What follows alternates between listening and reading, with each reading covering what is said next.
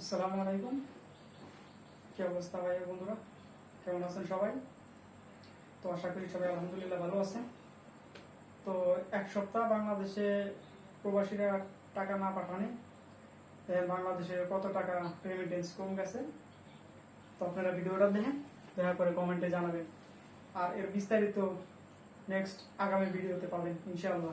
পরিমাণ রেমিটেন্স প্রবেশের আর্থিক খাতে সেখানে মাস ঘুরতেই এখন মন্দাভাব। সংশ্লিষ্টরা বলছেন কোটা সংস্কার আন্দোলন ঘিরে সোশ্যাল মিডিয়ায় চলমান রেমিটেন্স শাটডাউন ক্যাম্পেইনের ফলেই প্রবাসী আয়ের প্রবাহে ক্রমাগত অবনতি, আর তাই চিন্তিত সরকার।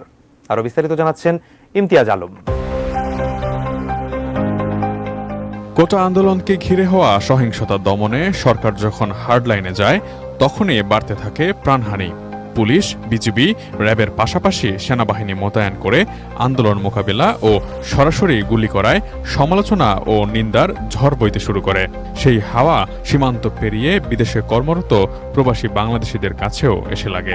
আন্দোলন দমনে সরকারের নানা পদক্ষেপ, ইন্টারনেট বন্ধ ও কারফিউর প্রেক্ষাপটে নির্বিচারে গুলি করার প্রতিবাদে আন্দোলনকারীদের পক্ষ থেকে ডাক আসে রেমিটেন্স শাটডাউনের, অর্থাৎ ব্যাংকের মাধ্যমে বাংলাদেশে প্রবাসী আয় না পাঠানোর আহ্বান জানানো হয়। প্রশ্ন জাগছে, সেই আহ্বানেই সাড়া পড়ল কিনা প্রবাসীদের। গেল জুনেও রেকর্ড পরিমাণ রেমিটেন্স এসেছে বাংলাদেশে। মাসটিতে সর্বমোট $254 কোটি প্রবাসী আয় আসে, যা গত 3 বছরের মধ্যে সর্বোচ্চ। এক মাস যেতে না যেতেই এবার তার উল্টো চিত্র। গত এক সপ্তাহে রেমিটেন্স প্রবাহ উল্লেখযোগ্য পরিমাণে কমে যেতে দেখা গেছে। আরও সহজ করে বললে, গত 6 দিনেও আসেনি একদিনের সমান প্রবাসী আয়। সোশ্যাল মিডিয়ায় চলমান রেমিটেন্স শাটডাউন প্রচারণার পর জুলাইয়ের শেষ সপ্তাহে রেমিটেন্স প্রবাহ আরও কমে যেতে পারে বলে শঙ্কা সংশ্লিষ্টদের।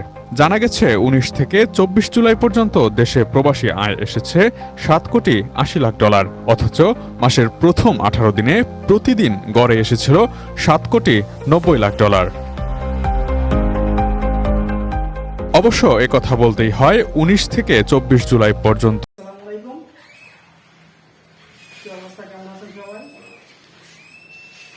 তো বাংলাদেশের বর্তমান রেমিটেন্সের অবস্থা তো আপনারা দেখেন।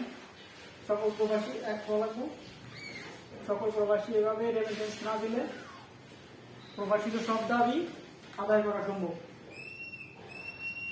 সকল প্রবাসীও দাবি আদায় করা সম্ভব। এয়ারপোর্টে কোনো হয়রানি থাকবে না। সবাই একসাথে আওয়াজ তোলেন, রেমিটেন্স শর্ট ডাউন। টাকা দেব না, এটা বুড়ি কথা, কিন্তু পুরা 6 মাস পর আমাদের দাবি মানার পরে তারপরে টাকা দেব। আপনারা সবাই দেখেন, বিগত একদিনে যে রেমিটেন্স দিচ্ছে আগে সব প্রবাসীরা বাংলাদেশে, বিগত 7 দিনেও এই একই সমান টাকা যায় নাই। বাংলাদেশে বর্তমান ডলার সংকট। প্রধানমন্ত্রী শেখ হাসিনা একইভাবে বলতেছে বারবার রেমিটেন্স পাঠা, পলক একই কথা, গুজবে কান না দেওয়ার জন্য বলতেছে। গুজব কোথায়? আমরা যা দেখতেছি সোশ্যাল মিডিয়ায়, এই তো গুজব না। তো সবাই একসাথে আওয়াজ তোলেন, রেমিটেন্স দেব না, 6 মাস পরে টাকা দেব। প্রবাসীরা হাতে পায়ে ধরতে বাধ্য সরকার।